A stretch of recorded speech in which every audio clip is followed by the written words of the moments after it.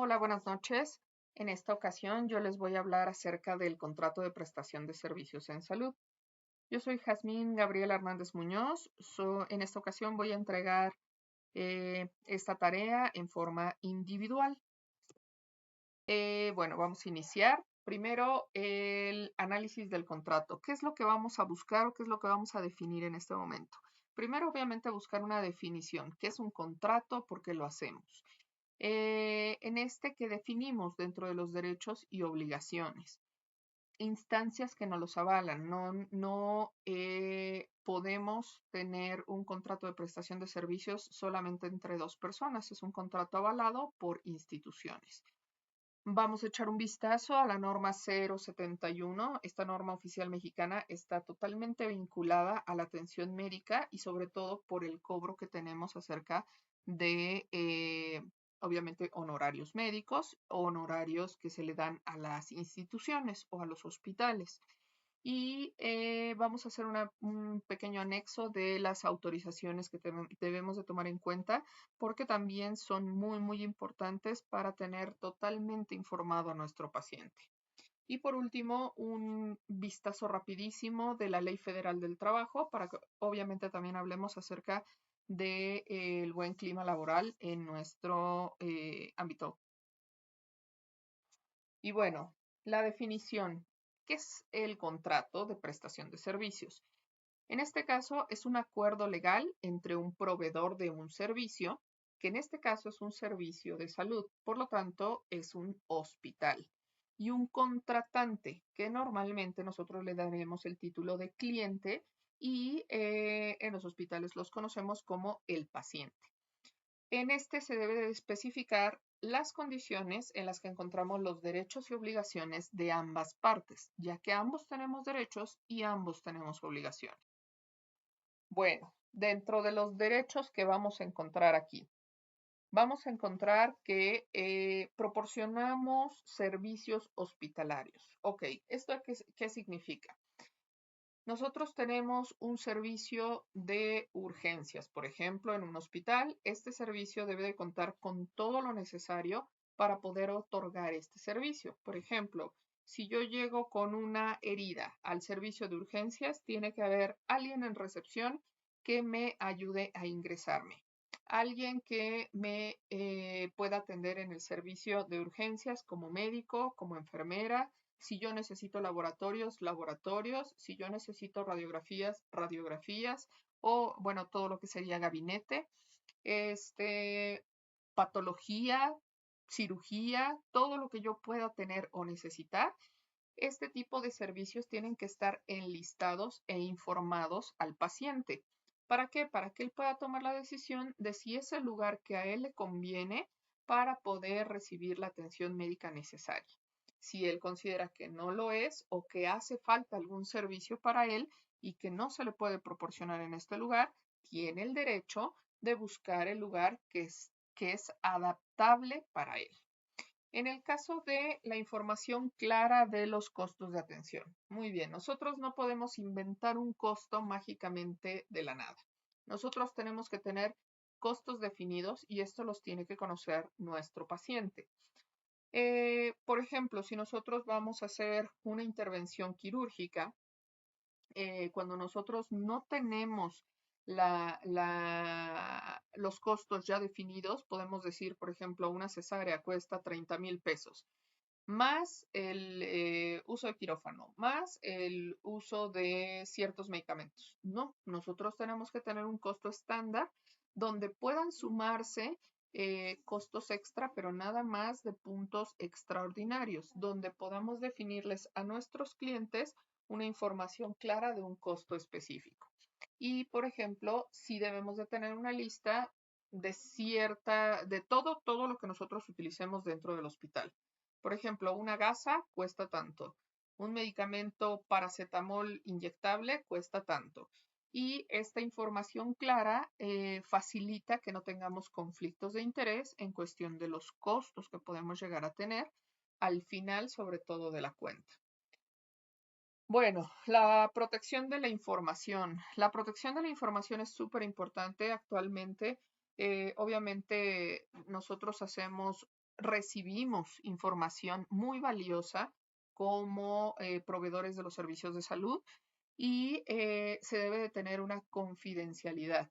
No podemos estar divulgando este tipo de información y también debemos de tener toda la información clara, tanto de parte de el que está proveyendo el servicio de salud como de la persona que lo está recibiendo.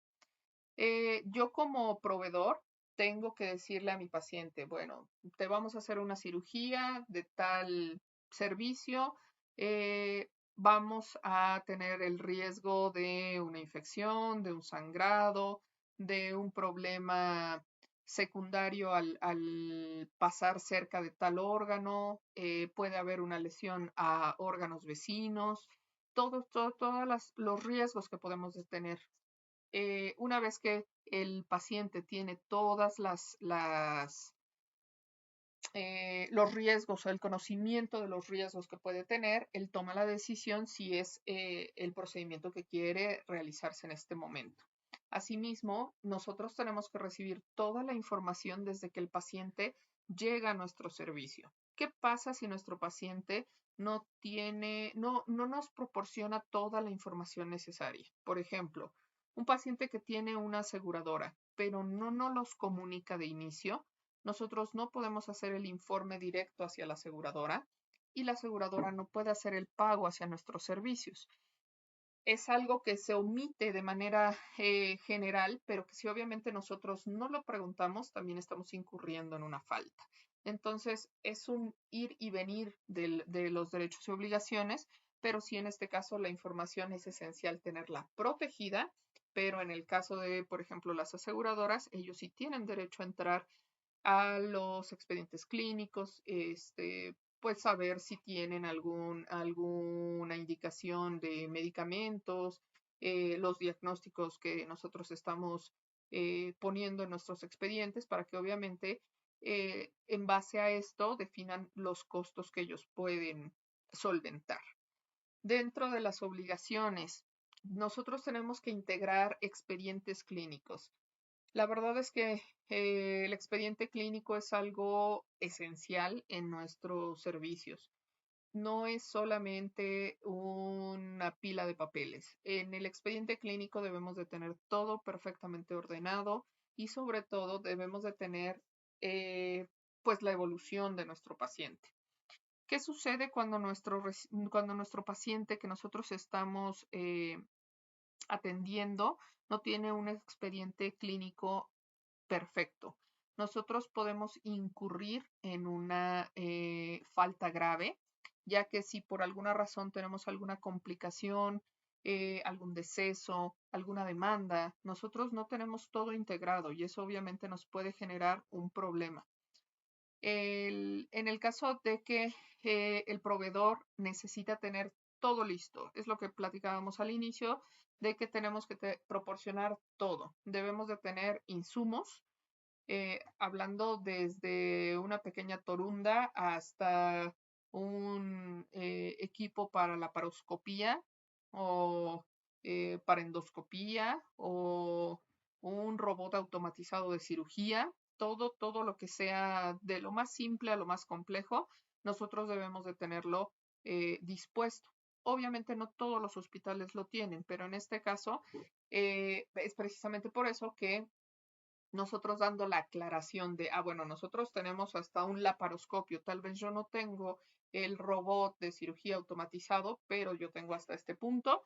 Ya las personas deciden si se quedan en este tipo de instituciones o si buscan una institución con un poco más de insumos. En el caso de los médicos hablamos de un médico tratante, un médico que desde el inicio sea la persona que los recibe, los orienta, les dice, bueno, la posibilidad diagnóstica es esta, necesitamos realizar tales estudios, necesitamos iniciar tal medicamento. Y los médicos interconsultantes también es muy importante. Actualmente la medicina está subdividida por el hecho de que obviamente son ramas médicas muy amplias. Una persona que te está haciendo el diagnóstico de apendicitis no es la persona que forzosamente te va a operar. La persona que te está haciendo el diagnóstico puede ser un médico familiar, puede ser un médico pediatra, puede ser un médico internista. Y la persona que te va a operar es un médico cirujano. Entonces, los interconsultantes son esenciales para poder mantener una atención integral a nuestro paciente con los mejores resultados. Y obviamente todo lo que sea en medicamentos, todo lo necesario. Hay medicamentos que no se tienen de manera eh, inmediata, pero que se pueden obtener de manera rápida. En el caso de que no fuera así, también se puede incurrir en una pena que puede ir desde lo económico hasta pues los cierres de los lugares. Por eso es muy importante saber qué medicamentos son esenciales. Hay algunos medicamentos que se conocen como de emergencia o de carro rojo y hay medicamentos que no son considerados así, pero que se deben de buscar la forma de tenerlo lo más accesibles que se pueda. El pago de los servicios. Este es una obligación bilateral. Nosotros tenemos la obligación de proveer el servicio. Una vez que nosotros estamos proveyendo este servicio, tenemos que recibir una remuneración económica por este servicio dado. Obviamente la remuneración ya tiene un precio establecido, no puede ser variable a este precio establecido, al menos que tengamos alguna otra incidente. No sé, por ejemplo, mi cirugía iba a costar 20,000 pesos, pero tuvimos el incidente de que se perforó el intestino y tuvimos que llevar otras 2 cirugías. Obviamente esto sí incrementa el costo, pero porque estamos hablando de que no fue una cirugía, no fue una sola cirugía, o sea, requirió por una complicación otras 2 intervenciones. Y en el caso de este tipo de pagos, pues obviamente sí están establecidos en nuestro contrato de prestación de servicios. Y en este mismo también nos hace un señalamiento acerca de que debemos de tener un buzón de quejas, sugerencias y reclamaciones. Este es súper importante. Al final, este es un servicio como tal. Puede ser un buen servicio, un servicio regular o un servicio malo. Obviamente, si nosotros tenemos un buen servicio, normalmente no vamos a recibir una reclamación o una queja, al contrario, seguramente va a ser alguna sugerencia para mejorar o incluso hasta una felicitación. Pero en el caso de ser un servicio regular o malo, es más fácil recibir este tipo de reclamaciones o quejas que no se deben de ver como algo malo, al contrario, son ventanas de oportunidades para que nuestra empresa pueda crecer. En el caso de las instancias que avalan nuestro servicio, bueno, el primero que va a avalar esta parte es la Profeco. La Profeco nos hace tipos de contrato donde especifica qué derechos, qué obligaciones debemos de tener y si en el caso de que nosotros tengamos algún problema, algún conflicto, podamos resolverlas a través de ellos. Y en el caso de la Secretaría de Economía, bueno, pues justamente hablaremos acerca de la norma 071, que justamente nos habla acerca de las prácticas comerciales, porque es una práctica comercial, un servicio de salud y obviamente el pago de la remuneración.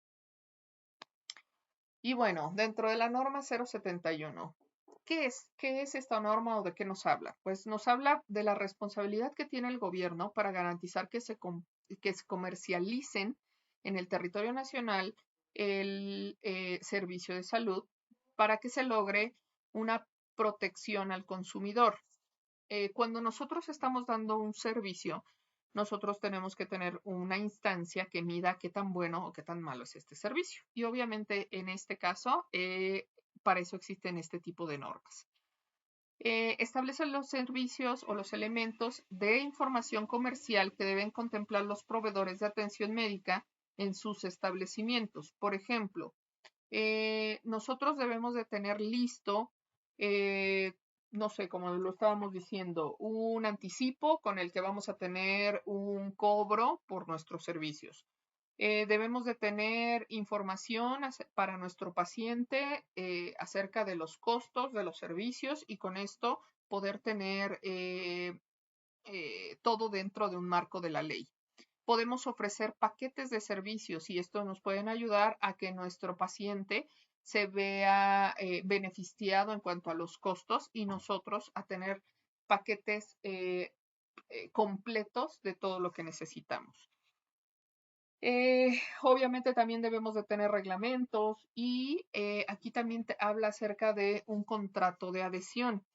Básicamente lo que es esto es que este es un contrato que se realiza ante una procuraduría y este debe de contener ciertas especificaciones. Por ejemplo, debe de tener el nombre o razón social de la institución, un teléfono, un domicilio, el registro federal de contribuyentes. En el caso del consumidor, también su nombre, su domicilio, su teléfono, cuál es el objetivo de este contrato y el precio que debemos de manejar en este tipo de contratos. Obviamente con catálogos que se van a ir actualizando para que nuestro paciente o cliente tenga toda esta información. Y el procedimiento en el que el consumidor puede alcanzar el egreso o el alta, como nosotros le decimos, y obviamente los límites en las responsabilidades que puede llegar a tener tanto el consumidor como el proveedor. Y bueno, vamos a hacer un pequeño paréntesis. Estas autorizaciones son súper importantes. La autorización de ingreso la realiza el servicio de admisión normalmente. Aquí es donde llega nuestro paciente, se registra con todos los datos que debemos de tener completos, como les decía, su nombre, su dirección, su fecha de nacimiento, alergias, todos los básicos que debemos de conocer. La persona que se hace responsable, no importa si es un menor de edad o un mayor de edad, debe de tener una persona aparte que se está haciendo responsable de esta persona.